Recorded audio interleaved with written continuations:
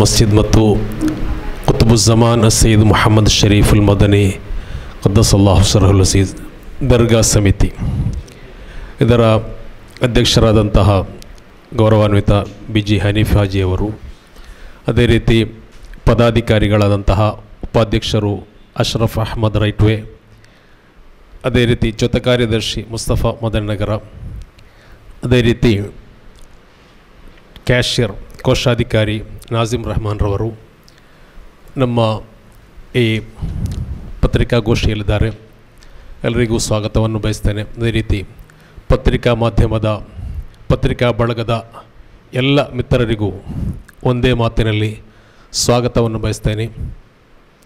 ಕುತುಬುಜ್ಜಮಾನ್ ಸೈಯದ್ ಮುಹಮ್ಮದ್ ಶರೀಫುಲ್ ಮದನಿ ಖದ್ದಸಲ್ಲಾಹು ಸರ್ಹುಲ್ ಅಸೀಜ್ ಅವರ ದರ್ಗಾ ಆಡಳಿತ ಸಮಿತಿ, ಅದೇ ರೀತಿ ಉಳ್ಳಾಳ ಜುಮಾ ಮಸ್ಜಿದ್ ಇದರ ಆಡಳಿತ ಸಮಿತಿಯು 2023 ಮಾರ್ಚ್ 8ರಂದು BG ಹನೀಫ್ ಹಾಜಿಯವರ ಅಧ್ಯಕ್ಷತೆಯಲ್ಲಿ ಅಧಿಕಾರಕ್ಕೆ ಬಂದು ದರ್ಗಾ ಅಧೀನದಲ್ಲಿ ಸರ್ವತೋಮುಖ ಅಭಿವೃದ್ಧಿಗಾಗಿ ಹಲವು ಯೋಜನೆಗಳನ್ನು ಹಾಕಿಕೊಂಡು ಅದನ್ನು ಎಲ್ಲವೂ ಕಾರ್ಯಗತವನ್ನು ಮಾಡುವಲ್ಲಿ ದಿಟ್ಟ ಹೆಜ್ಜೆ ಇಟ್ಟಿದೆ. ಪ್ರಮುಖವಾಗಿ ನಮ್ಮ ದರ್ಗಾ ಆವರಣದ ಒಳಗಡೆ ಶರಿಯತ್ ಕಾಲೇಜಿನ ವಿದ್ಯಾರ್ಥಿಗಳಿಗೆ 6 ಕೋಟಿ ವೆಚ್ಚದಲ್ಲಿ ಹಾಸ್ಟೆಲ್ ಕಟ್ಟಡವನ್ನು ಪ್ರಾರಂಭಿಸಿ ಮುಗಿಯುವ ಹಂತದಲ್ಲಿದೆ. ಅದಕ್ಕಾಗಿ ಕರ್ನಾಟಕ ಸರ್ಕಾರದಿಂದ, ಕರ್ನಾಟಕ ಸರ್ಕಾರ ಅಲ್ಪಸಂಖ್ಯಾತ ಇಲಾಖೆಯಿಂದ 3 ಕೋಟಿ ಅನುದಾನ ಬಿಡುಗಡೆಯಾಗಿದೆ. ಅದೇ ರೀತಿ ದರ್ಗಾ ಅಧೀನದಲ್ಲಿ ಚಾರಿಟಬಲ್ ಟ್ರಸ್ಟ್ ಮತ್ತು Syed Madani Arabic education trust 2 ಟ್ರಸ್ಟ್ಗಳಿದೆ. 2 ಟ್ರಸ್ಟ್ಗಳ ಅಧೀನದಲ್ಲಿ ಶಾಲಾ ಕಾಲೇಜುಗಳು, ಮದ್ರಸೆಗಳು ಇದೆ. ಶಾಲಾ ಕಾಲೇಜುಗಳ ಎಲ್ಲ ಅಧ್ಯಾಪಕರಿಗೂ ಯಾವುದೇ ವೇತನ ಬಾಕಿ ಇಲ್ಲದೆ ಎಲ್ಲವನ್ನೂ ಸುಗಮವಾಗಿ ಸಂಪೂರ್ಣವಾಗಿ ನೀಡುತ್ತಿದ್ದೇವೆ. ಕಳೆದ ನಮ್ಮ ಅಧಿಕಾರ ಬರುವ ಸಮಯದಲ್ಲಿ 1 ಕೋಟಿಗೂ ಹೆಚ್ಚು ಶಾಲಾ ಕಾಲೇಜು ಅಧ್ಯಾಪಕರಿಗೆ, ಅದೇ ರೀತಿ ಶಿಕ್ಷಕರಿಗೆ ವೇತನ ಬಾಕಿ ಇತ್ತು. ಅದೆಲ್ಲವನ್ನು ನಾವು ಪಾವತಿಸಿದ್ದೇವೆ. ಅದೇ ರೀತಿ ಮದ್ರಸಾ ಅಧ್ಯಾಪಕರಿಗೆ, ಅರಬಿಕ್ ಟ್ರಸ್ಟ್ ಅಧೀನದಲ್ಲಿರುವ ಮದ್ರಸಾ ಅಧ್ಯಾಪಕರಿಗೆ ವೇತನ ಬಾಕಿ ಇತ್ತು. ಅದೆಲ್ಲವನ್ನು ನೀಡಿದ್ದೇವೆ. ಅದೇ ರೀತಿ ಜಮಾಅತಿನ ಸರ್ವತೋಮುಖ ಅಭಿವೃದ್ಧಿಗಾಗಿ ನಮ್ಮ ಬಹಳ ಶ್ರಮ ವಹಿಸಿಕೊಂಡು ಪ್ರಯತ್ನಿಸಿದ್ದೇವೆ. ಯಾವುದೇ ಭ್ರಷ್ಟಾಚಾರವಿಲ್ಲದೆ ಪ್ರಾಮಾಣಿಕವಾಗಿ ನಾವು ನಮ್ಮ ಸಂಸ್ಥೆಯ ಅಭಿವೃದ್ಧಿಗಾಗಿ ಶ್ರಮ ವಹಿಸಿದ್ದೇವೆ. ಆದರೆ ಕೆಲವೊಂದು ಸ್ಥಾಪಿತ ಹಿತಾಸಕ್ತಿಗಳು ದರ್ಗಾದ ಬಗ್ಗೆ, ಜಮಾಅತಿನ ಬಗ್ಗೆ ಇಲ್ಲಸಲ್ಲದ ಆರೋಪಗಳನ್ನು ನಡೆಸಿದ್ದಾರೆ. ಅದಕ್ಕೆ ಒಂದು ಸಮಜಾಯಿಷಿ ನೀಡಲು ಈ ಪತ್ರಿಕಾಗೋಷ್ಠಿಯಲ್ಲಿ ನಾವು ಬಂದು ನಿಂತಿದ್ದೇವೆ. ಈ ಪತ್ರಿಕಾಗೋಷ್ಠಿಯಲ್ಲಿ ಪತ್ರಿಕಾ ನೋಟ್ ಇದೆ. ಇದನ್ನು ಮೊದಲನೇದಾಗಿ ಓದಿ ನಂತರ ಅಧ್ಯಕ್ಷರು ವಿವರಣೆ ಹೇಳ್ತಾರೆ. ಇದರ ವಿಷಯದಲ್ಲಿ BG ಹನೀಫ್ ಹಾಜಿಯವರು ಅಧ್ಯಕ್ಷರು ಮಧ್ಯದಲ್ಲಿದ್ದಾರೆ. ಅದೇ ರೀತಿ ನಾನು ಪ್ರಧಾನ ಕಾರ್ಯದರ್ಶಿ ಮೊಹಮ್ಮದ್ ಶಿಹಾಬುದ್ದೀನ್ ಸಖಾಫಿ, ಎಡಭಾಗದಲ್ಲಿ ಮೊಹಮ್ಮದ್ ಮುಸ್ತಫಾ ಮದನಗರ, ಅದೇ ರೀತಿ ಜೊತೆ ಕಾರ್ಯದರ್ಶಿ, ಅದೇ ರೀತಿ ನಾಜಿಮ್ ರೆಹಮಾನ್ ರವರು ಟ್ರೆಷರರ್ ರವರು, ಕೋಶಾಧಿಕಾರಿ, ಉಪಾಧ್ಯಕ್ಷರು ಅಶ್ರಫ್ ಅಹ್ಮದ್ ರೈಟ್ವೆ, ಅಧ್ಯಕ್ಷರ ಬಲಭಾಗದಲ್ಲಿದ್ದವರು.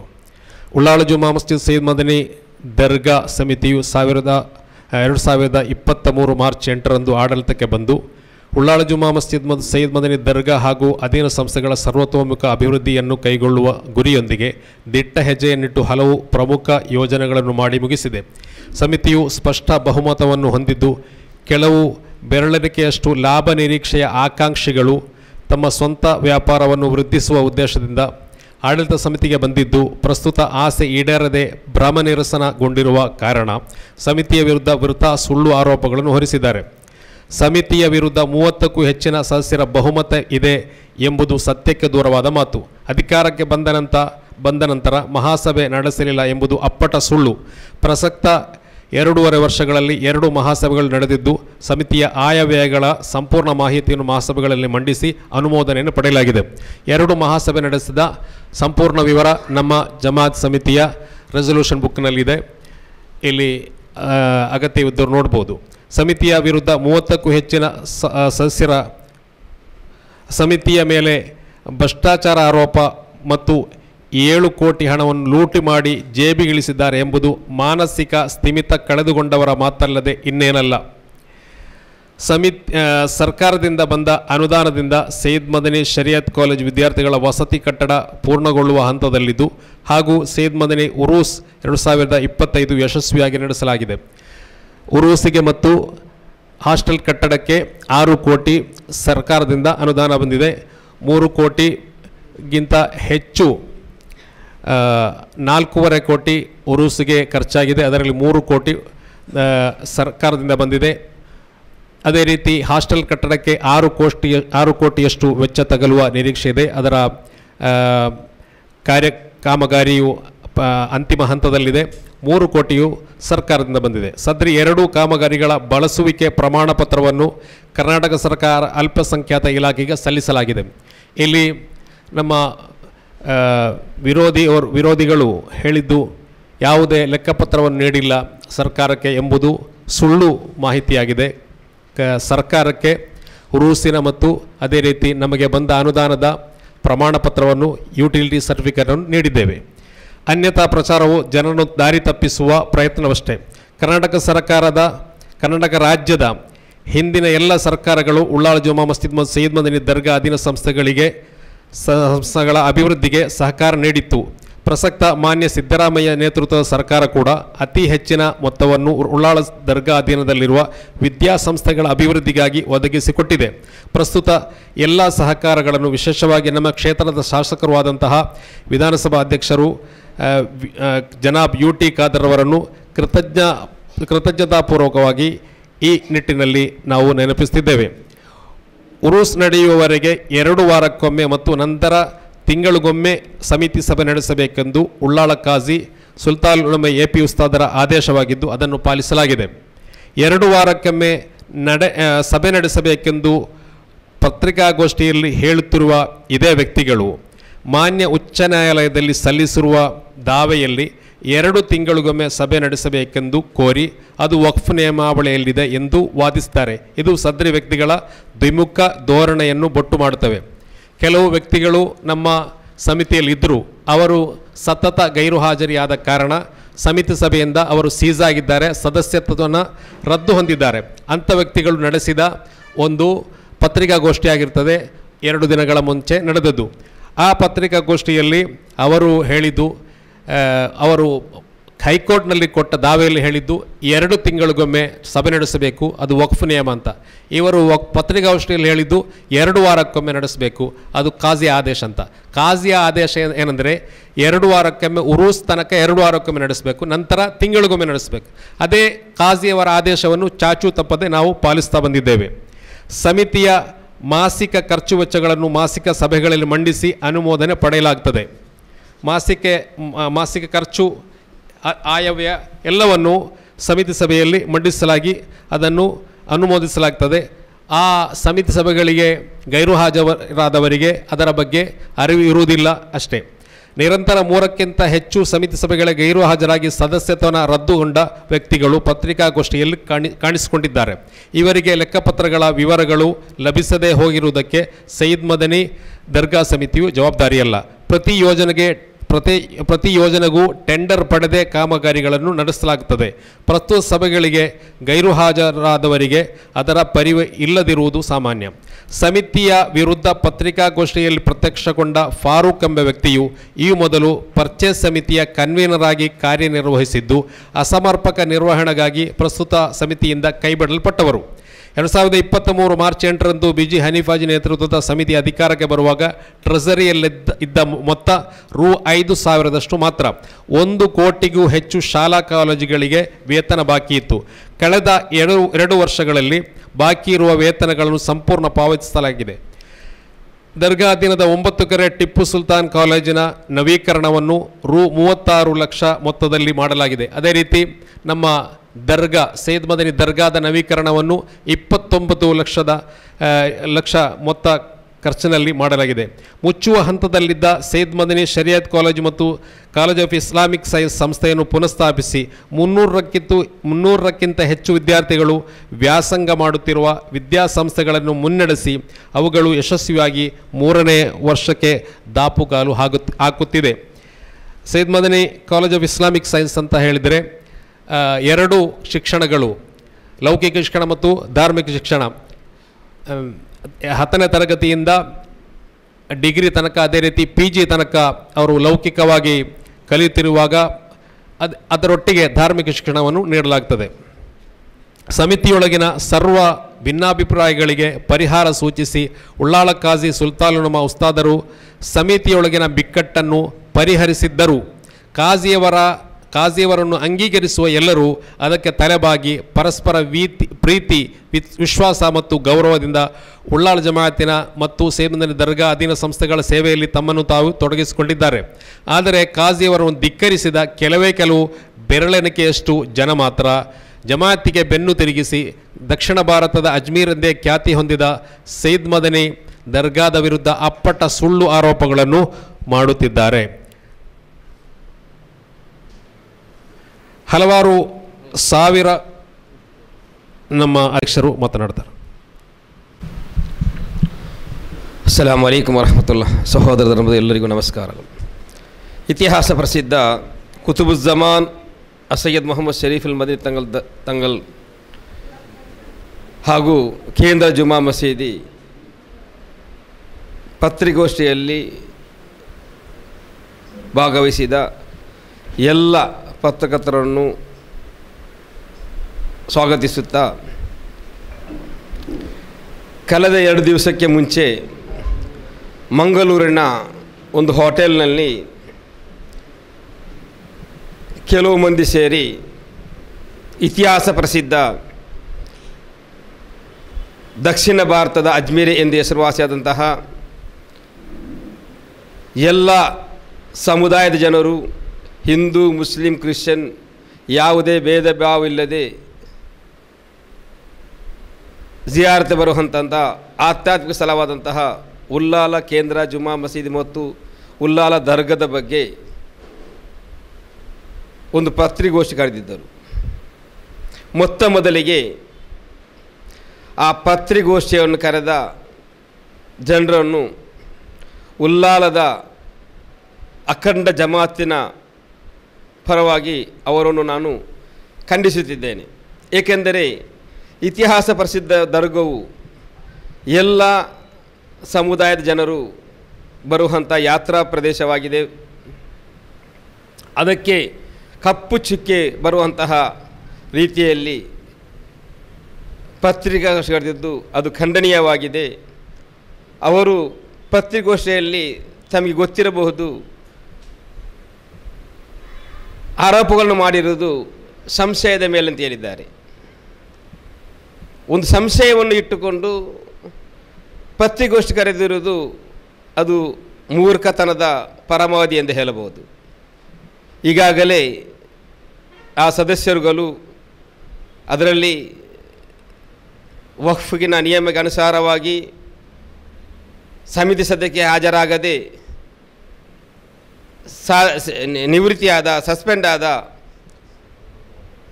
ಸದಸ್ಯರು ರದ್ದುಗೊಂಡ ಜನರಾಗಿದ್ದಾರೆ. ಪ್ರೆಸ್ ಮೀಟ್ ಕರೆದಿರುವುದು ಅವರ ಹಿನ್ನೆಲೆ ಉಳ್ಳಾಲ ಜಮಾತಿನ ಎಲ್ಲರಿಗೂ ಗೊತ್ತಿದೆ. ಅದೇ ರೀತಿ ಹಿಂದಿನಿಂದ ಅವರಿಗೆ ಸಪೋರ್ಟ್ ಮಾಡಿದವರ ಹಿನ್ನೆಲೆ ಕೂಡ ಉಳ್ಳಾಲದ ಎಲ್ಲ ನಾಗರಿಕರಿಗೂ ಗೊತ್ತಿದೆ. ಅವರು ವಕ್ಫ್ ಬೋರ್ಡಿಗೆ ಕಂಪ್ಲೇಂಟ್ ಕೊಟ್ಟಿದ್ದಾರೆ, ಡಿಸ್ಟಿಕ್ ವಕ್ಫ್ ಬೋರ್ಡ್ ಕಂಪ್ಲೇಂಟ್ ಕೊಟ್ಟಿದ್ದಾರೆ. ಅದೇ ರೀತಿ ಬ್ಯಾಂಗ್ಳೂರಿಗೆ ವಕ್ಫ್ ಬೋರ್ಡಿಗೆ ಕಂಪ್ಲೇಂಟ್ ಕೊಟ್ಟಿದ್ದಾರೆ. ಅದೇ ರೀತಿ ಕರ್ನಾಟಕದ ಮಾನ್ಯ ಹೈಕೋರ್ಟಿಗೆ ಕೂಡ ಕಂಪ್ಲೇಂಟ್ ಕೊಟ್ಟಿದ್ದಾರೆ.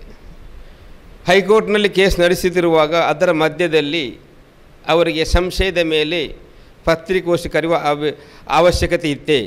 ಉದ್ದೇಶ ಒಂದೇ ಆಗಿದೆ. ಇತಿಹಾಸ ಪ್ರಸಿದ್ಧವಾದ ದರ್ಗಾ ಸಮಿತಿಯ ಒಂದು ಪಾವಿತ್ರ್ಯತೆಗೆ ಚುಕ್ಕೆ ಬರಲಿಕ್ಕೆ ಬೇಕಾಗಿ ಅವರು ಆ ಪ್ರತಿಕೋಷ್ಠಿ ಕರೆದಿರುವುದು. ಆದ್ದರಿಂದ ಪ್ರೀತಿಯ ಎಲ್ಲ ಪತ್ರಿಕಾ ಮಾಧ್ಯಮದವರೊಂದಿಗೆ ಹೇಳುತ್ತಿರುವುದು, ಈಗ ಇರುವ 2023 ಮಾರ್ಚ್ 8ರಂದು ಬಂದ ಈ ಸಮಿತಿಯು ಇದರ ಉದ್ದೇಶ ಒಂದೇ ಆಗಿದೆ, ಉಲ್ಲಾಲ ಜನತೆಯ ಅಭಿವೃದ್ಧಿ. ಉಲ್ಲಾಲ ಜನತೆಗೆ ಬೇಕಾಗಿರುವುದು ಮೊದಲನಿಗೆ ಶಿಕ್ಷಣ. ತಮಗೆಲ್ಲ ಗೊತ್ತಿರಬಹುದು, ಸೈಯದ್ ಮದನಿ ಚಾರಿಟೇಬಲ್ ಟ್ರಸ್ಟ್ ಅಧೀನದಲ್ಲಿ 17 ಶಾಲಾ ಕಾಲೇಜುಗಳಿದೆ. ಸಾವಿರಾರು ವಿದ್ಯಾರ್ಥಿಗಳು ವಿದ್ಯಾರ್ಜನೆಗೊಳ್ಳುತ್ತಿದ್ದಾರೆ. ಅವರಿಗೆ ಉತ್ತಮವಾದ ಶಿಕ್ಷಣವನ್ನು ಕೊಡಲಿಕ್ಕೆ, ಅವರಿಗೆ ಆ ಶಿಕ್ಷಣವನ್ನು ನೀಡಬೇಕಾದರೆ ಉತ್ತಮವಾದ ಕ್ಯಾಂಪಸ್ನ ಅವಶ್ಯಕತೆ ಇದೆ. ತಮಗೆ ಗೊತ್ತಿರಬಹುದು, ಟಿಪ್ಪು ಸುಲ್ತಾನ್ ಪದವಿ ಕಾಲೇಜ್ ಮತ್ತು ಟಿಪ್ಪು ಸುಲ್ತಾನ್ ಪದವಿ ಪೂರ್ವ ಕಾಲೇಜ್ 40 ವರ್ಷ ಆಯಿತು. ಸಾವಿರಾರು ವಿದ್ಯಾರ್ಥಿಗಳು ವಿದ್ಯಾರ್ಜನೆ ಕೈಗೊಂಡಿದ್ದಾರೆ. ಆ ಕಾಲೇಜಿನ ಬಿಲ್ಡಿಂಗನ್ನು ಕಲದ ಸಮಿತಿಯವರು ಅದರ ಒಂದು ಭಾಗವನ್ನು ಬೇರೆಯವರಿಗೆ ಬಾಡಿಗೆ ನೀಡಿದರು. ಅದು ಮುಕ್ತಾಯ ಹಂತದಲ್ಲಿತ್ತು ಆ ಬಿಲ್ಡಿಂಗ್, ಆ ಕಾಲೇಜ್. ಈಗಾಗಲೇ ಬಂದ ಹೊಸ ಕಮಿಟಿಯವರು ಅದನ್ನು ಸಾಧಾರಣ 50 ಲಕ್ಷ ರೂಪಾಯಿ ಖರ್ಚು ಮಾಡಿ ಆ ಬಿಲ್ಡಿಂಗಿನ ರೂಪರೇಷವನ್ನೇ ಬದಲಾವಣೆ ಮಾಡಿ ನಮ್ಮ ಮಕ್ಕಳು ಸುಸಜ್ಜಿತವಾದ ಕ್ಯಾಂಪಸ್ನಲ್ಲಿ ಕಲಿಯಬೇಕು ಒಂದೇ ಒಂದು ಉದ್ದೇಶದಿಂದ. ಅದೇ ರೀತಿ ನಮ್ಮ ಉಲ್ಲಾಲದ ಅಬ್ಬಕ್ಕ ಸರ್ಕಲ್ನ ಎದುರಲ್ಲಿರುವ ಹಜರತ್ ಆಂಗ್ಲ ಮಾಧ್ಯಮ ಶಾಲೆ ಕೂಡ ಅದಕ್ಕೆ ಬೇಕಾಗಿ ಆ ಕಾಂಪೌಂಡ್ ವಾಲ್, ಗ್ರೌಂಡು, ಒಂದು ಉತ್ತಮವಾದ ಕ್ಯಾಂಪಸ್ ಕೆಲಸ ಆಗುತ್ತಾ ಉಂಟು. ಅದೇ ರೀತಿ ನಮ್ಮ ಮಕ್ಕಳಿಗೆ ಧಾರ್ಮಿಕ ಮತ್ತು ಲೌಕಿಕ ಶಿಕ್ಷಣ ನೀಡಲಿಕ್ಕೆ ಸಮನ್ವಯ ಶಿಕ್ಷಣದ ಒಂದು ವಸತಿ ಕಟ್ಟಡವನ್ನು ಕೂಡ ಈಗಾಗಲೇ ಅದು 1 ವರ್ಷದವರೆಗೆ ಆ ಕಟ್ಟಡವು ಇಂಡಿಯನ್ ಗ್ರ್ಯಾಂಡ್ ಮುಫ್ತಿ ಸುಲ್ತಾನ್ ಉಮರ್ ಅವರು ಶಿಲಾನ್ಯಾಸಗೊಳ್ಳುವುದು. ಅದೇ ರೀತಿ ಆ ಕಟ್ಟಡಕ್ಕೆ ರೂವಾರಿ ನಮ್ಮ ಸೈಯದ್ ಮದನಿ ಚಾರಿಟೇಬಲ್ ಟ್ರಸ್ಟ್ನ ಸದಸ್ಯರು, ನಮ್ಮ ಕ್ಷೇತ್ರ ಶಾಸಕರು, ಕರ್ನಾಟಕ ರಾಜ್ಯದ ಸಭಾಧ್ಯಕ್ಷ UT ಖಾದರ್ ಅವರ ಒಂದು ಕೊಡುಗೆಯಾಗಿದೆ. ಈ ಕಟ್ಟಡವು ತಮಗೆ ಗೊತ್ತಿರಬಹುದು, ಇದು ಈಗ ಮುಂದಿನ ತಿಂಗಳು ಉದ್ಘಾಟನೆಗೊಳ್ಳಲಿದೆ. ಅಂತಿಮವಾಗಿ ಪೈಂಟಿನ ಕೆಲಸ ಆಗ್ತಾ ಉಂಟು. ನಮ್ಮದು ಉದ್ದೇಶ ಒಂದೇ, ನಮ್ಮ ಮಕ್ಕಳಿಗೆ ವಿದ್ಯೆ ಸಿಗಬೇಕು. ಆ ವಿದ್ಯೆ ಯಾವ ರೂಪದಲ್ಲಿ ಸಿಗಬೇಕೆಂದರೆ, ನಮ್ಮ ಮಕ್ಕಳು ಬಡವರ ಮಕ್ಕಳು, ನಮ್ಮ ಮಕ್ಕಳಿಗೆ ನಮ್ಮ ಪ್ರದೇಶದಲ್ಲಿರುವ ಒಂದು ಬಿಸ್ನೆಸ್ ಸ್ಕೂಲ್ಗೆ ಹೋಗಿ ವಿದ್ಯಾಭ್ಯಾಸ ಮಾಡಲಿಕ್ಕೆ ಸಾಧ್ಯ ಇಲ್ಲ. ಮಕ್ಕಳಿಗೂ ಆಸೆ ಇದೆ, ಏಕೆಂದರೆ ದೊಡ್ಡ ಕಾಲೇಜ್ ಸ್ಕೂಲ್ಗೆ ಹೋಗಿ ನಾವು ವಿದ್ಯಾಭ್ಯಾಸ ಮಾಡಬೇಕೆಂದೇಳಿ. ಆ ದೊಡ್ಡ ಕಾಲೇಜಿನಲ್ಲಿರುವ, ಆ ಕಮರ್ಷಿಯಲ್ ಕಾಲೇಜ್ಗಳಿರುವ ಎಲ್ಲ ವ್ಯವಸ್ಥೆಯನ್ನು ಕೂಡ ನಮ್ಮ ಸ್ಕೂಲ್ ಕಾಲೇಜ್ಗಳಲ್ಲಿ ಮಾಡಬೇಕು. ನಮ್ಮ ಸ್ಕೂಲ್ ಕಾಲೇಜಲ್ಲಿ ಮಕ್ಕಳು ಬಂದು ಬಡವರ ಮಕ್ಕಳು ಬಂದು ಶ್ರೀಮಂತ ಮಕ್ಕಳ ರೀತಿಯಲ್ಲಿ ಕಲಿಯಬೇಕು ಉದ್ದೇಶದಿಂದ ಆ ಶಾಲಾ ಕಾಲೇಜು ಎಲ್ಲವೂ ನಾವು ಅಭಿವೃದ್ಧಿ ಮಾಡ್ತಿದ್ದೇವೆ.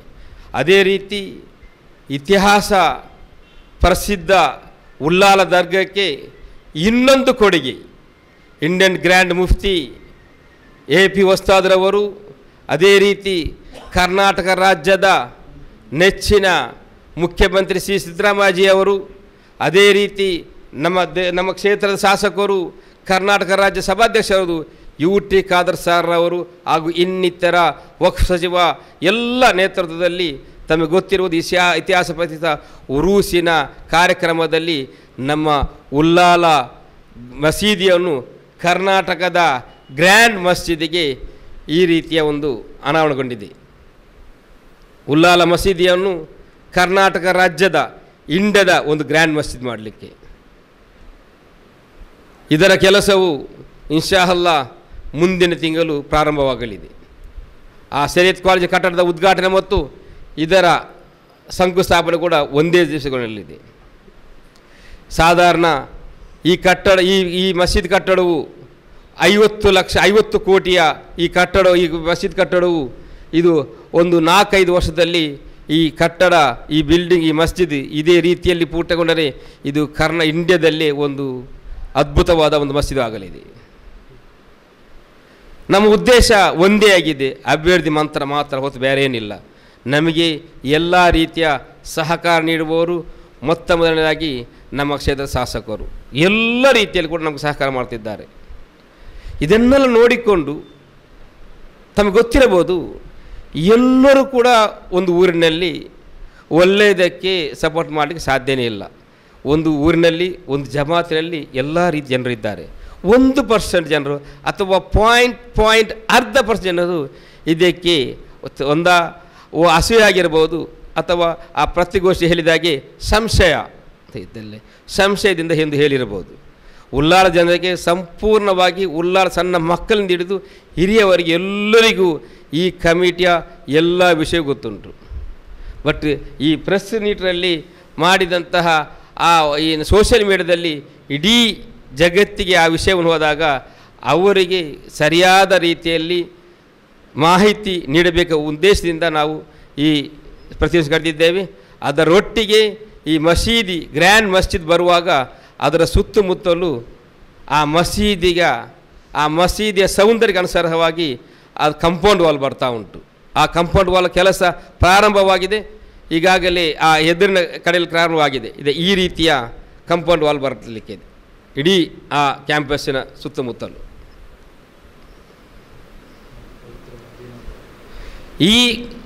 ಈ ಕಂಪೌಂಡ್ ವಾಲ್ನ ಈ ಚಿತ್ರವು ಈ ಜಗತ್ತಿನಲ್ಲಿ ಒಂದೇ ಕಡೆ ಇರುವುದು, ಎಲ್ಲೂ ಇಲ್ಲ ಈ ರೀತಿಯ. ಅದು ಇರುವುದು ನಾವೆಲ್ಲರೂ ಇಡೀ ಜಗತ್ತಿನ ಮುಸಲ್ಮಾನರು ಸೇರಿ ಎಲ್ಲ ಸಮಾಜದವರು ಪ್ರೀತಿಸುವ ಮದೀನತುಲ್ ಮುನವ್ವರ ಅಂತ್ಯ ಪ್ರವಾದಿ ಮುಹಮ್ಮದ್ ಮುಸ್ತಫಾ ಸಲ್ಲಲ್ಲಾಹು ಅಲೈಹಿ ವಸಲ್ಲಂ ರವರು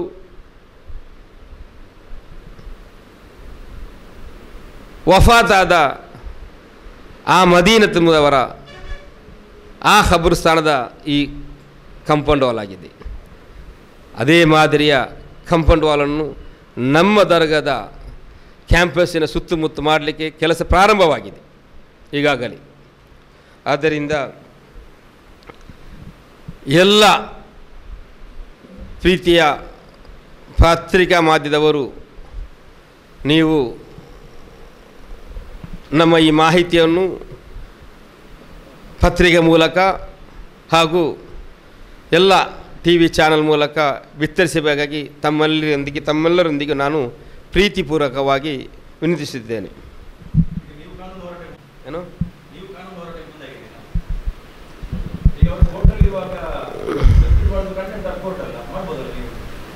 ನಾವು ಪ್ರೆಸ್ ಮೀಟ್ ಮಾಡಲಿಲ್ಲ.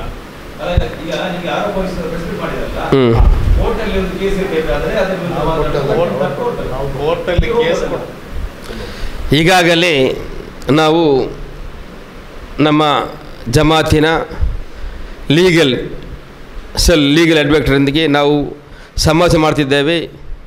ಈ ಜಮಾತಿನ ಇತಿಹಾಸ ಪ್ರಸಿದ್ಧ ದರ್ಗದ ವಿರುದ್ಧ ದರ್ಗಕ್ಕೆ ಕಪ್ಪು ಚುಕ್ಕೆ ಬರುವಂತಹ ಪತ್ರಿಕೋಷ್ಠಿ ಕರೆದವರನ್ನು ಅವರು ಕೋರ್ಟ್ನಲ್ಲಿ ಕೇಸಿರುವಾಗ ಆ ಕೋರ್ಟಿಗೆ ಕೂಡ ಒಂದು ರೀತಿಯ ಆ ರಿಪೋರ್ಟ್ ಬರುವ ಮುಂಚೆನೇ ಯಾವ ರಿಪೋರ್ಟ್ ನಮಗೆ ತೀರ್ಮಾನ ಬರಲಿಲ್ಲ, ಅದಕ್ಕೆ ಮುಂಚೆನೇ ಒಂದು ಪತ್ರಿಕೋಷ್ಠಿ ಕರೆದಿದ್ದಾರೆ.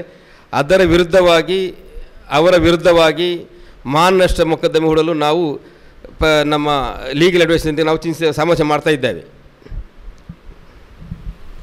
ಮುಂದೆ ಕೂಡ ಯಾರು ಕೂಡ ಇಂಥ ಕೆಲಸ ಮಾಡಬಾರ್ದು.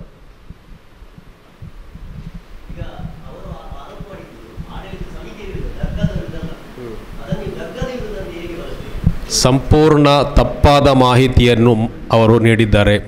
ಮಹಾಸಭೆ ನಡೆಸಿರಲಿಲ್ಲ ಎಂದು ಹೇಳಿರುವುದು ಅಪ್ಪಟ ಸುಳ್ಳು. ಅದೇ ರೀತಿ ಲೆಕ್ಕಪತ್ರಗಳನ್ನು ಮಂಡಿಸಿಲ್ಲ ಎಂದು ಹೇಳಿರುವುದು ಸತ್ಯಕ್ಕೆ ದೂರವಾದ ಮಾತು. ಇದೆಲ್ಲ ಅಂತಿಮವಾಗಿ ದರ್ಗಾಕ್ಕೆ ಆಗಿರುತ್ತದೆ, ಇದರ ಕಳಂಕ ಬರುವುದು. ಆದ್ದರಿಂದಲೇ ಅವರು ಈ ಮಾಡಿರುವ ಆರೋಪಗಳು ದರ್ಗಾಕ್ಕೆ ವಿರುದ್ಧವಾಗಿ ಬರ್ತದೆ. ಆದ್ದರಿಂದ ಕಾನೂನು ಸಲಹೆಗಾರರೊಂದಿಗೆ ಸಮಾಲೋಚಿಸಿ ಏನು ಮುಂದಿನ ಕ್ರಮ ಕೈಗೊಳ್ಳಬೇಕು ಎಂದು ನಾವು ತೀರ್ಮಾನಿಸ್ತೇವೆ.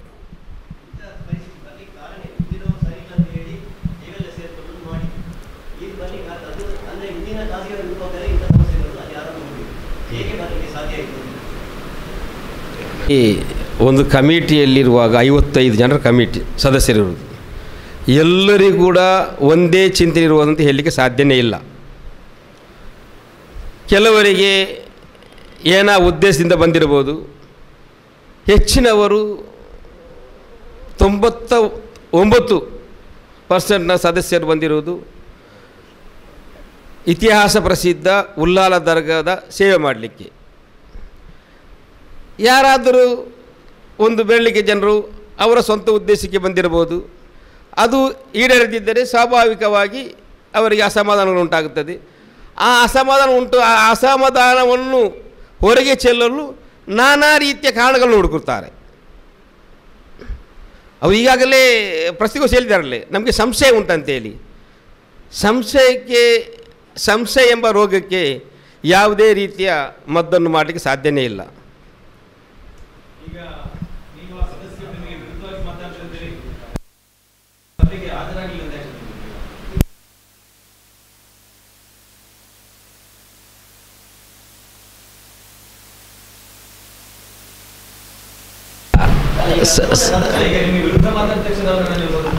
ಅಲ್ಲಲ್ಲ, ಸದಸ್ಯತ್ವ ರದ್ದಾದವರು ಈ ಪತ್ರಿಕಾಗೋಷ್ಠಿ ಕಾರ್ಯದ ನಂತರ ಅಲ್ಲ, ಉರೂಸಿನ ಸಮಯದಲ್ಲಿ ಅವರು ಸದಸ್ಯ ರದ್ದಾಗಿದೆ. ಸದಸ್ಯತೆ ರದ್ದಾಗಿದ್ದವರಲ್ಲಿ ಒಬ್ಬರು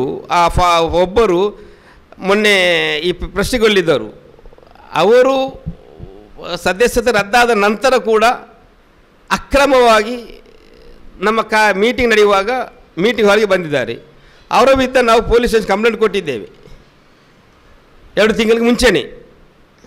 ಇದು ಇವತ್ತು ನಡೆದ ನಿನ್ನೆ ಮೊನ್ನೆ ಪ್ರತಿಗೋಷ್ಠಿ ದಿವಸ ನಡೆದಂತಲ್ಲ, ಅದು ಉರೂಸಿನ ಸಮಯ 4-5 ತಿಂಗಳ ಮುಂಚೆ ನಡೆದ ಕಾರ್ಯಕ್ರಮವಾಗಿದೆ. ಮತ್ತು ಸದಸ್ಯರು ರದ್ದಾಗುವುದು ಸಭೆಗೆ ಗೈರು ಹಾಜರಲ್ಲಿ ಅದು ನಿಯಮವಾಗಿದೆ. ವಕ್ಫ್ ಬೋರ್ಡ್ ನಿಯಮ 3 ಸಮಿತಿ ಸಭೆಗೆ ನಿರಂತರವಾಗಿ ಗೈರು ಹಾಜರಾದರೆ ಅವರ ಸದಸ್ಯರು ರದ್ದಾಗ್ತದೆ. 23 ಅದರಲ್ಲಿ ಕೆಲವರು ಒಬ್ಬರು ಮರಣ ಹೊಂದಿದ್ದಾರೆ, ಒಬ್ಬರು ಇದು ರಾಜೀನಾಮೆ ಕೊಟ್ಟವರಿದ್ದಾರೆ, ಕೆಲವರು ರಾಜೀನಾಮೆ ಸದಸ್ಯ ಬರದೆ ರದ್ದಾಗಿದ್ದಾರೆ. ಒಮ್ಮೆಲೆ ಬಂದಿರೋದಲ್ಲ, ಕೆಲವು ಸಮಯದಲ್ಲಿ ಬರದೆ ರದ್ದಾಗಿದ್ದಾರೆ. 23 ನಂತರ ಅದು ಸ್ವಾಭಾವಿಕವಾಗಿ. ಏಕೆಂದರೆ ಒಂದು ಕಮಿಟಿ ಈಗಿರುವುದಂಥದ್ದು 3 ವರ್ಷ, ಮುಂಚೆ 5 ವರ್ಷ ಇತ್ತು. ಈಗ ಈ ಸಲ ಬಂದದ್ದು ವಕ್ಫ್ ಬೋರ್ಡ್ ಮಾಡಿಸಿದ್ರೆ 3 ವರ್ಷದದ್ದು. ಸಾಧಾರಣವಾಗಿ ಮುಂಚೆನೇ ಹಾಗೇನೆ ಒಂದು 5 ವರ್ಷ ಪೂರ್ತಿಯಾಗಿ ಎಲ್ಲರೂ ಇರುವುದಿಲ್ಲ. ಅರ್ಧದಲ್ಲಿ ಸಾಧಾರಣವಾಗಿ ಏನಾಗ್ತಾರೆ, ಅದು ಸದಸ್ಯರು ರದ್ದಾಗ್ತದೆ. ಮೀಟಿಂಗ್ ಬರೆದು ಸದಸ್ಯರು ರದ್ದಾಗ್ತಾರೆ.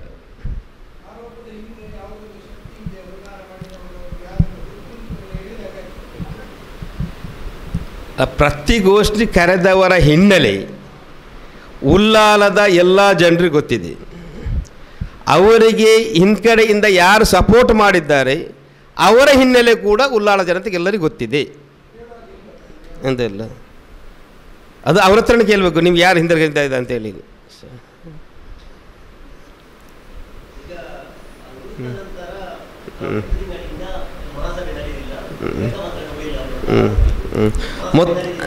ಅಲ್ಲ, ಒಂದನೇದಾಗಿ ಉರೂಸು ಮುಗಿದು 8 ತಿಂಗಳು ಆಗಲಿಲ್ಲ, ಅದು ಒಂದನೇ ಸುಳ್ಳು. ಉರೂಸು ಮುಗಿದದ್ದು ಮೇ 18ಕ್ಕೆ, ಮತ್ತು 8 ತಿಂಗಳು ಹೇಗಾಗೋದು? ಅದು ಪತ್ರಿಕಾಗೋಷ್ಠಿ ಹೇಳಿದ 2ನೇ ಸುಳ್ಳು. ಪಾರಂಗತವಾಗಿ ಉರೂಸಾದ ನಂತರ 6 ತಿಂಗಳ ಒಳಗಡೆ ಲೆಕ್ಕವನ್ನು ಇಟ್ಟು ಆ ಉರೂಸ್ ಕಮಿಟಿಯನ್ನು ಬರ್ಖಾಸ್ತು ಮಾಡುವುದು. ಅದು ಹಿಂದಿನ ಮರ್ಹೂಮ್ ಇಬ್ರಾಹಿಂ ಹಾಜರ್ ಕಾಲದಿಂದಲೇ. ಈ ಸಲ ಸ್ಪೆಷಲ್ ಆಗಿ ಏನಲ್ಲ. ಅದೇ ಸಂಪ್ರದಾಯವನ್ನು ಕೂಡ ಈ ಸಲ ಕೂಡ ಮುಂದುವರಿಸಿದೆ ಅಷ್ಟೇ.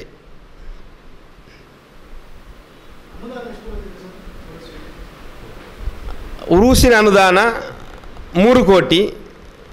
ಅದಕ್ಕೆ ಮುಂಚೆ ನಮ್ಮ ಇದು ವಸತಿ ಕಟ್ಟಡಕ್ಕೆ, ಹಾಸ್ಟೆಲ್ ಕಟ್ಟಡಕ್ಕೆ ಕೂಡ ಮೊದಲು 1 ಕೋಟಿ ಬಂದಿತ್ತು. ಅದು ಕ್ಲಿಯರ್ ಆದ ನಂತರ ನಾ UC ಕೊಟ್ಟ ನಂತರ 1 ಕೋಟಿ ಬಂತು. ಅದನ್ನು ಈಗ ಕಂಪ್ಲೀಟ್ ಮಾಡಿ ಅದನ್ನು ಮೊದಲು 3 ಫ್ಲೋರ್ ಇತ್ತು, ಈಗ 5 ಫ್ಲೋರ್ ಮಾಡಿದ್ದೇವೆ. ಪುನಃ 2 ಫ್ಲೋರಿಗೆ ಪುನಃ 1 ಕೋಟಿ ರೂಪಾಯಿ ಬಂದಿದೆ. ಅದು ನೋಡಿ, ಸರ್ಕಾರದಿಂದ ಬರುವಂಥ ದುಡ್ಡು ಅದು ಯಾವುದೇ ಬ್ಯಾಗಿನಲ್ಲಿ ತೆಗೆದು ಬರೋ ದುಡ್ಡು ಅಲ್ಲದು, ಅದು ಬ್ಯಾಂಕ್ ಅಕೌಂಟಿಗೆ ಬರುವಂತಹ ದುಡ್ಡು. 1. 2ನೇದಾಗಿ ಗ್ರ್ಯಾಂಟ್ ಪಾಸಾದಾಗ ಒಮ್ಮೆಲೇ ಆ ಅಕೌಂಟಿಗೆ ಬರುವುದಿಲ್ಲ, ಮೊದಲು ಅರ್ಧ ದುಡ್ಡು ಬರ್ತದೆ, ಅರ್ಧ ದುಡ್ಡು ಖರ್ಚಾದ ನಂತರ ಅದರ UC ಕೊಟ್ಟಾದ ನಂತರ 2ನೇ ದುಡ್ಡು ಬರುವುದು. ಅದೇ ಎಲ್ಲ ಕೂಡ ಯುಟಿಲಿಟಿ ಸರ್ಟಿಫಿಕೇಟ್ ನಾವು ಯೂಸ್ ಮಾಡಿದಂಥದ್ದು ಅಂತೈತಲ್ಲ, ಯಾವ ರೀತಿ ಯೂಸ್ ಮಾಡಿದ್ದೇವೆ ಅಂತೇಳಿ ಎಲ್ಲವನ್ನು ಈ ರಾಜ್ಯದ ಸಂವಿಧಾನಬದ್ಧವಾಗಿ ವಕ್ಫ್ ಬೋರ್ಡಿನ ನಿಯಮಕ್ಕೆ ಅನುಗುಣವಾಗಿ ಅಲ್ಪಸಂಖ್ಯಾತ ಮೈನಾರಿಟಿ ನಿಯಮಕ್ಕನುಸಾರವಾಗಿ ನಾವು ಕೆಲಸ ಮಾಡಿದ್ದೇವೆ.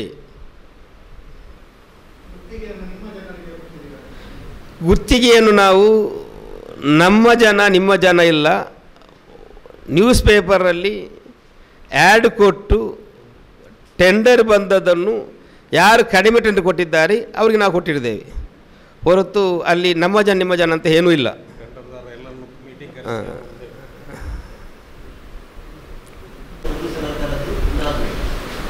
ಎಕ್ಸಿಕ್ಯೂಟಿವ್ ಮೀಟಿಂಗ್ ಆಗ್ತಾ ಇರ್ತದೆ. ಉರೂಸ್ ನಂತರ, ಈಗ ಉರೂಸ್ ಮುಗಿದ ನಂತರ 4-5 ತಿಂಗಳಲ್ಲಿ ಸುಮಾರು ಮೀಟಿಂಗ್ ನಡೆಯಿತು. ಎಕ್ಸಿಕ್ಯೂಟಿವ್ ಮೀಟಿಂಗ್ ನಡೀತಾ ಇರ್ತದೆ.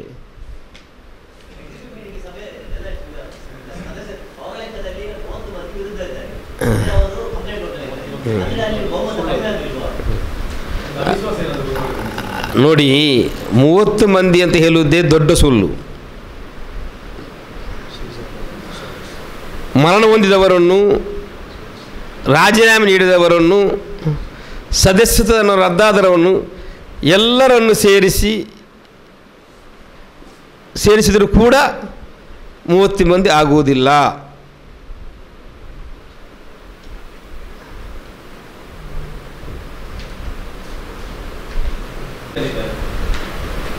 ಅವರನ್ನು ಬಿಟ್ಟು ಉಳಿದ ಎಲ್ಲರೂ ನಮ್ಮ ಇಟ್ಟಿದ್ದಾರೆ. ಅದು 30 ನಾನು ಹೇಳಿದೆಲ್ಲ, ಸದಸ್ಯರು ರದ್ದಾದವರು 44 ಜನ ಇದ್ದಾರೆ. 44 ಅಂದರೆ ಸೀಸಾದವರ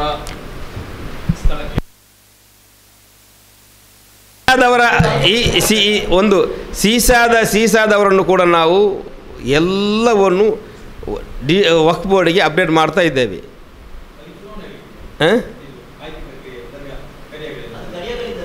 ಅಲ್ಲ, ಅದು ವಕ್ಫ್ ಆ್ಯಕ್ಟ್ ಪ್ರಕಾರ ಒಂದು ಸಲ ಎಲೆಕ್ಷನ್ ಆಗಿ ಬಂದರೆ ಸೀಸಾದ ನಂತರ ಸದಸ್ಯ ರದ್ದಾದ ನಂತರ ಆ ರೀಪ್ಲೇಸಿಗೆ ಫುಲ್ ಬಾಡಿ ಸೇರಿ ಎಲೆಕ್ಟ್ ಮಾಡುವುದು. ನಾವು ಯಾವುದೂ ಕೂಡ ವಕ್ಫ್ ಬೈಲಾಗ್ ವಿರುದ್ಧವಾಗಿ ಹೋಗಲಿಲ್ಲ.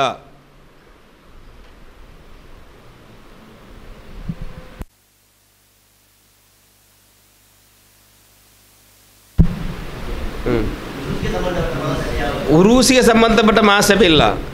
ಉರೂಸ್ ಕಮಿಟಿಯನ್ನು ಬರ್ಖಾಸ್ತು ಮಾಡುವ ಸಭೆ ಅದು ಇದೇ ತಿಂಗಳು ನಡೆಯಲಿಕ್ಕಿದೆ.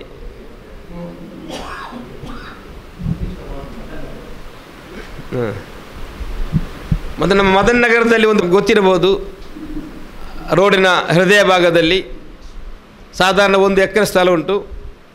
ಅದರಲ್ಲಿ ಒಂದು ಮದುವೆ ಮಂಟಪ, ಸಾದಿ ಮಹಲೊಂದು ಮಾಡಬೇಕೆಂಬ ಉದ್ದೇಶವನ್ನು ಇಟ್ಟುಕೊಂಡು ಮೀಟಿಂಗಲ್ಲಿ ಪಾಸ್ ಮಾಡಿದ್ದೇವೆ. ಎಲ್ಲರ ಸಮಾಜದ ಎಲ್ಲರ ಜನರ ಸಹಕಾರ ಸಹಾಯದಿಂದ, ಅದರೊಟ್ಟಿಗೆ ನಮ್ಮ ಶಾಸಕರು ಅವರ ಸಹಕಾರದಿಂದ, ಸರ್ಕಾರದ ಸಹಕಾರದಿಂದ ಅದನ್ನು ಮಾಡಲು ನಾವು ತೀರ್ಮಾನ ಮಾಡಿದ್ದೇವೆ. 7 ಕೋಟಿ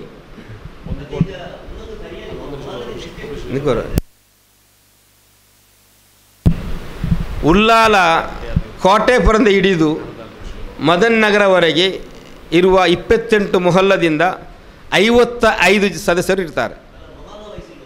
ಮೊಹಲ್ಲ ಅಂತ ಇಲ್ಲ, ಕರಿಯ ವಯಸ್ಸು 5 ಕರಿಯದಿಂದ ಕೋಟೆಪುರ ಕರಿಯ, ಮುಖಚೇರಿ ಕರಿಯ, ಮೇಲಂಗಡಿ ಕರಿಯ, ಅಲೇಕಲ ಕರಿಯ, ಕಲ್ಲಾಪು ಕರಿಯ.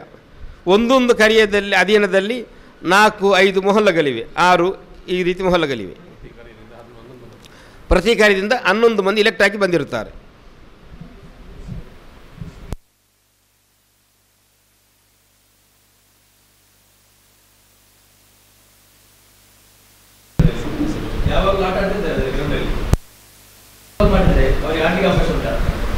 ನೋಡಿ, ಅದು ಕ್ರೀಡಾಂಗಣ ಅಲ್ಲ, ಅದು ನಮ್ಮ ಜಾಗ ಗೊತ್ತಾಯ್ತಲ್ಲ. ಕ್ರೀಡಾಂಗಣ ಮಾಡಲಿಕ್ಕೆ ನಮ್ಮ ಸೇದ ಶಾಸಕರ ಹತ್ರ ನಾವು ಮನವಿ ಮಾಡಿದ್ದೇವೆ. ಉಳ್ಳಾಳದಲ್ಲಿ ಮತ್ತು ಆ ಕಡೆ ಭಾಗದಲ್ಲಿ ಒಂದು 2 ಕ್ರೀಡಾ, ಉಳ್ಳಾಳದಲ್ಲಿ ಕೂಡ ಕ್ರೀಡಾಂಗಣ ಇಲ್ಲ ನಮಗೆ ಮಕ್ಕಳಿಗೆ ಆಡಲಿಕ್ಕೆ.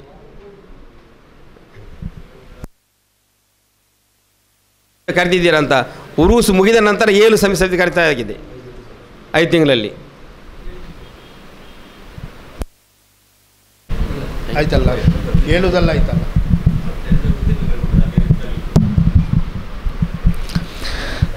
ಇತಿಹಾಸ ಪ್ರಸಿದ್ಧ ಪವಾಡ ಕೇಂದ್ರವು ಮುಸಲ್ಮಾನರು ಮಾತ್ರವಲ್ಲ, ಹಿಂದೂ ಬಾಂಧವರ ಹಾಗೂ ಕ್ರೈಸ್ತ ಬಾಂಧವರ ಎಲ್ಲರ ಭಕ್ತಿ ಆಧ್ಯಾತ್ಮಿಕ ಕೇಂದ್ರವಾದಂತಹ ಕುತುಬುಜ್ಜಮಾನ್ ಅಸಯ್ಯದ್ ಮೊಹಮ್ಮದ್ ಶರೀಫುಲ್ ಮದನಿ ಕದ್ದಸಲ್ಲಾಹು ತಾಲಾ ಸರ್ರಹುಲ್ ಅಜೀಜ್ ಅಂದರೆ ಸಯ್ಯದ್ ಮದನಿ ದರ್ಗಾ ಉಳ್ಳಾಳ.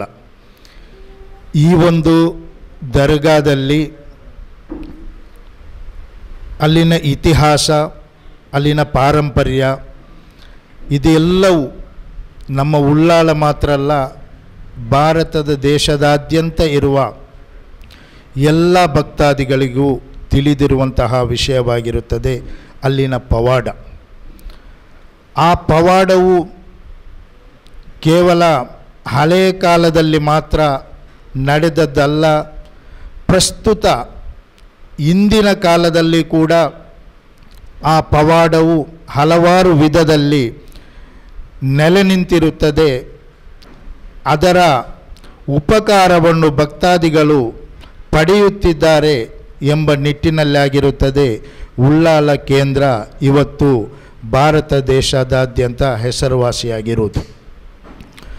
ಹಳೆಯ ಪಾರಂಪರ್ಯ ಪ್ರಕಾರ ಮರ್ಹೂಮ್ ಇಬ್ರಾಹಿಂ ಹಾಜಿರವರ 35 ವರ್ಷಗಳ ಸುದೀರ್ಘ ಆಡಳಿತದಲ್ಲಿ ಹಲವಾರು ಶೈಕ್ಷಣಿಕ ಕ್ರಾಂತಿಗಳು ನಮ್ಮ ಅಂದಿನ ಶಾಸಕರಾದಂತಹ UT ಫರೀದರವರ ಸಹಕಾರದಲ್ಲಿ ಅಭಿವೃದ್ಧಿ ಹೊಂದಿದ್ದು ಹಾಗೂ ಸುಮಾರು 65 ವರ್ಷಗಳ ಕಾಲ ಧಾರ್ಮಿಕ ನೇತೃತ್ವವನ್ನು ವಹಿಸಿಕೊಂಡಂತಹ ತಾಜುಲ್ ಉಲಮಾ ಸೈಯದ್ ಅಬ್ದುಲ್ ರಹಮಾನ್ ಅಲ್ ಬುಖಾರಿ ಕದ್ದಸಲ್ಲಾಹು ತಾಲಾ ಸರ್ರಹುಲ್ ಅಜೀಜ್ ತಂಗಲ್ರವರ ನೇತೃತ್ವದಲ್ಲಿ ಧಾರ್ಮಿಕ ಶೈಕ್ಷಣಿಕ ಮಸೀದಿ ಮದ್ರಸೆಗಳು ಅಭಿವೃದ್ಧಿ ಹೊಂದಿದ್ದು ನಮಗೆಲ್ಲರಿಗೂ ತಿಳಿದ ವಿಷಯವಾಗಿರುತ್ತದೆ.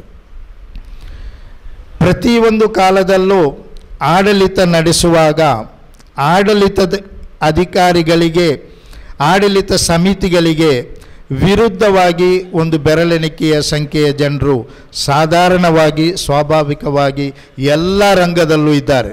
ಅದು ಉಳ್ಳಾಳ ಮಾತ್ರ ಅಂತಲ್ಲ.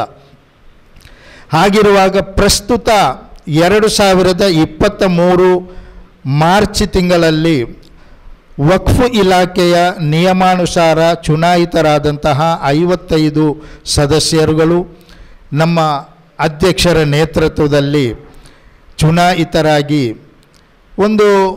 ಕೇವಲ 4-5 ಜನರಿಗೆ ಏನೋ ಅವರು ಎನಿಸಿ ಬಂದಂತಹ ಉದ್ದೇಶಗಳು ಈಡೇರದೇ ಇದ್ದುದರಿಂದ ಪ್ರತಿಯೊಂದು ಮೀಟಿಂಗ್ನಲ್ಲೂ ಪ್ರತಿಯೊಂದು ಅಭಿವೃದ್ಧಿ ಕಾರ್ಯಗಳಲ್ಲೂ ಹಸ್ತಕ್ಷೇಪ ನಡೆಸಿ ಆಕ್ಷೇಪವನ್ನು ವ್ಯಕ್ತಪಡಿಸುವುದು ಸ್ವಾಭಾವಿಕವಾಗಿತ್ತು. ಈ ಆಕ್ಷೇಪದ ಬಗ್ಗೆ ನಮ್ಮಲ್ಲಿ ಗ್ರೂಪಿಸಮ್ ಉಂಟಾಗಬಾರದು ಎಂಬ ಒಂದೇ ಕಾರಣಕ್ಕೆ ನಾವು ನಮ್ಮ ಕಾಜಿಯವರಾದ ಸುಲ್ತಾನುಲ್ ಉಲಮಾ AP ಅಬೂಬಕರ್ ಮುಸ್ಲಿಯಾರವರ ಬಳಿ ತೆರಳಿ ನಾವು ಎಲ್ಲವನ್ನು ಮಂಡಿಸಿದ್ದೇವೆ.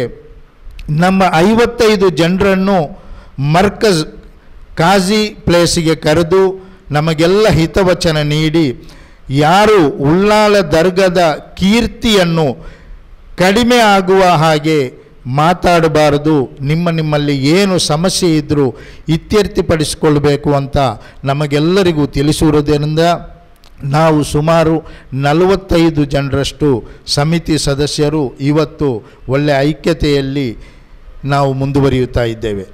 ಆದರೂ ಕೂಡ ಈ ಐಕ್ಯತೆಯನ್ನು, ಈ ಅಭಿವೃದ್ಧಿಯನ್ನು ಸಹಿಸಲಿಕ್ಕೆ ಸಾಧ್ಯವಾಗದೆ ಕೆಲವು ಬೆರಳೆಣಿಕೆಯ ಜನರು ಕರ್ನಾಟಕ ಉಚ್ಚ ನ್ಯಾಯಾಲಯಕ್ಕೆ ಕಂಪ್ಲೇನನ್ನು ಮಾಡಿದ್ದಾರೆ, ಹಾಗೂ ಕರ್ನಾಟಕ ರಾಜ್ಯ ವಕ್ಫ್ ಬೋರ್ಡಿಗೆ ಕಂಪ್ಲೇನನ್ನು ಮಾಡಿದ್ದಾರೆ. ಆ ಕಂಪ್ಲೇನ್ ಎಲ್ಲವೂ ಅಲ್ಲಿ ಇದೆ. ಅದರ ಮಧ್ಯೆ ಇವರು ಮುಂದುವರಿಯುತ್ತಾ ಉಳ್ಳಾಲ ದರ್ಗಾದ ತೇಜೋವಧೆ ಮಾಡಬೇಕೆಂಬ ಉದ್ದೇಶದಿಂದ ಪತ್ರಿಕಾಗೋಷ್ಠಿ 2 ದಿನದಿಂದ ಹಿಂದೆ ಕರೆದಿದ್ದರು. ಅದು ನಮಗೆಲ್ಲರಿಗೂ ಗೊತ್ತಿರುವ ವಿಷಯ. ನಾವುಗಳು ಸತ್ಯ ಹೇಳಬೇಕಂದ್ರೆ ಶೈಕ್ಷಣಿಕವಾಗಿ, ಧಾರ್ಮಿಕವಾಗಿ, ಸಾಮಾಜಿಕವಾಗಿ ಸಮುದಾಯಕ್ಕೆ ಮತ್ತು ಉಳ್ಳಾಲದ ಮೊತ್ತ ಜನರಿಗೆ ಜಾತಿ ಮತ ಭೇದವಿಲ್ಲದೆ ಯಾವ ರೀತಿಯಲ್ಲಿ ಅಭಿವೃದ್ಧಿಪಡಿಸಬೇಕು, ಯಾವ ರೀತಿಯಲ್ಲಿ ಕೊಡುಗೆಯನ್ನು ಸಲ್ಲಿಸಬೇಕು ಎಂಬ ಚಿಂತನೆಯಲ್ಲಿ ಬಂದಿರುವುದರಿಂದ ಅವರು ಈ ಬೆರಳೆಣಿಕೆಯಷ್ಟು ಜನ ನಮ್ಮನ್ನು ಆಪಾದಿತ ಸ್ಥಾನದಲ್ಲಿ ನಿಲ್ಲಿಸಿದ್ದನ್ನು ಈ ತನಕ ನಾವು ದೊಡ್ಡ ವಿಷಯನೇ ಮಾಡಿರಲಿಲ್ಲ. ಕೋರ್ಟಿಗೆ ಹೋದರೂ ನಾವು ವಿಷಯ ಮಾಡಲಿಲ್ಲ. ಕೋರ್ಟ್ ನಮಗೆ ಏನು ಕೇಳ್ತದೆ ಅದಕ್ಕೆ ಬೇಕಾದ ಪುರಾವೆಗಳನ್ನು ನಾವು ಒದಗಿಸಿಕೊಟ್ಟಿದ್ದೇವೆ. ವಕ್ಫ್ ಬೋರ್ಡಿಗೆ ಕಂಪ್ಲೇಂಟ್ ಮಾಡಿದರು, ನಾವೇನು ದೊಡ್ಡ ವಿಷಯ ಮಾಡಲಿಲ್ಲ. ವಕ್ಫ್ ಬೋರ್ಡು ನಮ್ಮನ್ನು ಕರೆದು ಅವರು ಸಲ್ಲಿಸಿದ ಆರೋಪಕ್ಕೆ ಪುರಾವೆ ಕೇಳಿತು. ಅದು ಆರೋಪಗಳೆಲ್ಲವೂ ನಿರಾಧಾರ ಅಂತ ನಾವು ಡಾಕ್ಯುಮೆಂಟ್ಸ್ ಸಹಿತ ನಾವು ಒದಗಿಸಿಕೊಟ್ಟಿದ್ದೇವೆ. ಆದರೆ ಇವತ್ತು ಪತ್ರಿಕಾಗೋಷ್ಠಿ ಕರೆದು ನಾಡಿನಾದ್ಯಂತ, ಊರಿನಾದ್ಯಂತ, ರಾಜ್ಯದಾದ್ಯಂತ ಆ ಒಂದು ಮಹಾ ಜಾಗಕ್ಕೆ, ಆ ಒಂದು ಆಧ್ಯಾತ್ಮಿಕ ಕೇಂದ್ರವನ್ನು ತೇಜೋವಧೆ ಮಾಡಬೇಕು ಎಂಬ ಉದ್ದೇಶದಿಂದ ಪತ್ರಿಕಾಗೋಷ್ಠಿ ಕರೆದಿರುವುದರಿಂದ ಅದಕ್ಕೆ ಉತ್ತರ ನೀಡಲು, ಅವರ ಆರೋಪಗಳೆಲ್ಲವೂ ಸುಳ್ಳು, ನಿರಾಧಾರ, ಸಂಶಯದಿಂದ ಕೂಡಿದ ಆರೋಪವೇ ಮಾತ್ರ ಎಂದು ಉತ್ತರ ನೀಡಲು ಪತ್ರಿಕೆ ಮುಖಾಂತರ ಮಾತ್ರ ಸಾಧ್ಯ ಎಂಬುದನ್ನು ಮನಗಂಡು ನಮ್ಮ ಸಮಿತಿ ಸದಸ್ಯರು ಹಾಗೂ ಊರಿನ ಹಿರಿಯರು, ನಮ್ಮ ಉಲಮಾಗಳು ಎಲ್ಲರ ಒಕ್ಕೊರಲ ಅಭಿಪ್ರಾಯವಾಗಿತ್ತು. ನೀವು ವಾಟ್ಸಪ್ಪಲ್ಲಿ ಆನ್ಸರ್ ಮಾಡಿದರೆ, ಉತ್ತರ ನೀಡಿದರೆ ಅದು ಎಲ್ಲರಿಗೂ ತಲುಪಲಿಕ್ಕೆ ಸಾಧ್ಯ ಇಲ್ಲ. ಪತ್ರಿಕಾಗೋಷ್ಠಿಯಿಂದಲೇ ಉತ್ತರ ನೀಡಬೇಕು ಎಂಬ ಸಲಹೆ ಸೂಚನೆಗಳು ನಮಗೆ ಬಂದಿರುವುದರಿಂದ ಇವತ್ತು ನಾವು ಈ ಪತ್ರಿಕಾಗೋಷ್ಠಿ ಕರೆದಿದ್ದೇವೆ. ತಾವುಗಳೆಲ್ಲರೂ ಬಂದಿದ್ದೀರಿ, ಸಹಕಾರ ನೀಡುತ್ತೀರಿ. ನಮ್ಮ ಈ ಅವರ ಆರೋಪಕ್ಕೆ ನಮ್ಮ ಉತ್ತರ ಏನಿತ್ತು, ನಮ್ಮ ಅಧ್ಯಕ್ಷರು ನೀಡಿದ್ದು, ಕಾರ್ಯದರ್ಶಿಗಳು ನೀಡಿದ್ದು ಎಲ್ಲ ವಸ್ತುನಿಷ್ಠವಾಗಿ ನೀವು ನಮ್ಮೊಂದಿಗೆ ಕೈ ಜೋಡಿಸಿ ನಾಡಿನಾದ್ಯಂತ ಇರುವ ಕರ್ನಾಟಕದ ಜನತೆಗೆ ತಲುಪಿಸುತ್ತೀರುವೆಂಬ ಭರವಸೆ ನಮಗೆ ಇದೆ. ಹಾಗಾಗಿ ಇಂದಿನ ಈ ಪತ್ರಿಕಾಗೋಷ್ಠಿಯಲ್ಲಿ ನೇತೃತ್ವ ವಹಿಸಿದಂತಹ ನಮ್ಮ ಅಧ್ಯಕ್ಷರಾದ BJ ಹನೀಫಾ ಹಾಜಿರವರಿಗೂ, ಕಾರ್ಯದರ್ಶಿಗಳಾದ ಉಸ್ತಾದ್ ಶಿಹಾಬುದ್ದೀನ್ ಸಕಾಫಿರವರಿಗೂ, ಕೋಶಾಧಿಕಾರಿಯಾದಂತಹ ನಾಜಿಮ್ ಮುಕ್ಕಚೇರಿಯವರಿಗೂ, ಜೊತೆ ಕಾರ್ಯದರ್ಶಿಯಾದಂತಹ ಮುಸ್ತಫಾ ಮದನಿನಗರರವರಿಗೂ ಹಾಗೂ ಇಲ್ಲಿ ಸೇರಿರುವಂತಹ ಎಲ್ಲ ಮೀಡಿಯಾ, ಪತ್ರಿಕಾ ಮಾಧ್ಯಮ ಬಳಗದ ಮಿತ್ರರಿಗೂ ಒಂದೇ ವಾಕ್ಯದಲ್ಲಿ ಧನ್ಯವಾದಗಳನ್ನು ಹೇಳುತ್ತೇವೆ. ಅಸ್ಸಲಾಮು ಅಲೈಕುಂ ವರಹಮತುಲ್ಲಾಹಿ ವಬರಕಾತು.